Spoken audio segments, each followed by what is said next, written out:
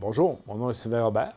Je suis professeur de chimie à l'Université du Québec à Trois-Rivières au département de chimie, biochimie et physique. Je suis aussi le directeur du centre de recherche sur les matériaux lignocellulosiques, aussi à l'UQTR. Moi, je suis chimiste de formation. Ça veut dire que la chimie, c'est quelque chose qui m'intéressait depuis plusieurs années. Ce qui m'a amené aux sciences en général, c'est de comprendre ce qui se passait autour de moi. Et j'ai vraiment eu la piqûre à l'école secondaire quand j'ai eu des profs de chimie super intéressants. Et depuis ce temps-là, donc, je me suis dirigé vers cette carrière-là de chimiste. J'ai commencé à étudier au niveau de la photosynthèse des plantes, comment ça fonctionnait, puis tout ça.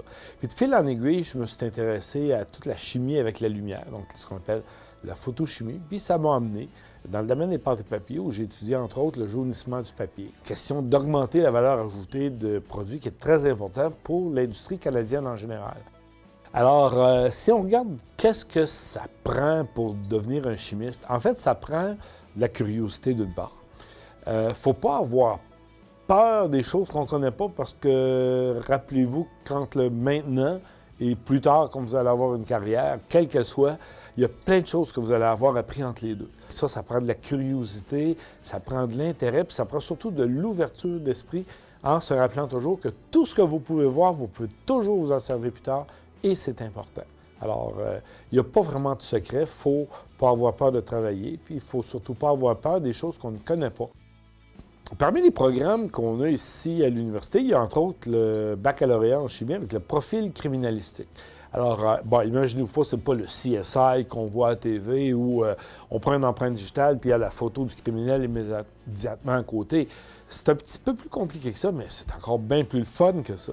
Les premiers étudiants, d'ailleurs, la moitié sont allés à les études de maîtrise. On en a, au moment où on se parle, avec la Ville de Montréal, la Ville de Québec, le Laboratoire des sciences judiciaires et médico-légales, on en a dans des compagnies d'assurance, on en a avec l'École de police, on en a avec la Gendarmerie royale du Canada, on en a aux douanes et aux Accises Canada. Ça nous amène à plein de domaines intéressants, la criminalistique. Puis d'ailleurs, c'est là-dessus, dans quelques instants, je vais vous poser un petit problème intéressant qui fait appel à la chimie pour la compréhension de la trace. Parce qu'ici, ce qui nous intéresse, c'est la trace que les criminels vont laisser. Ce n'est pas l'esprit du criminel derrière. Ça, c'est de la criminologie, puis ça se fait ailleurs.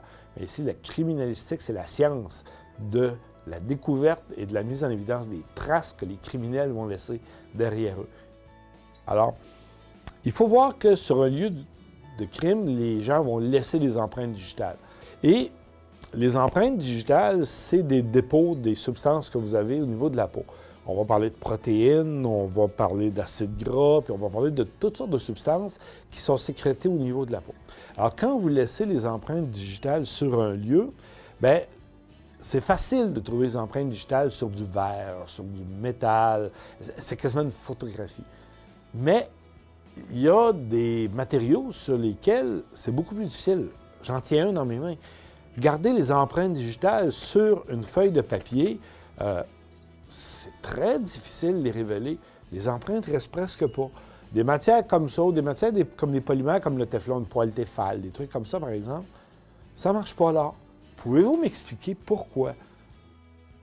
J'aimerais que vous gardiez une pensée avant qu'on se quitte. La formation que vous allez suivre, ce n'est pas uniquement pour faire un seul métier avec des ornières où vous regarderez que ce métier-là restant de vos jours.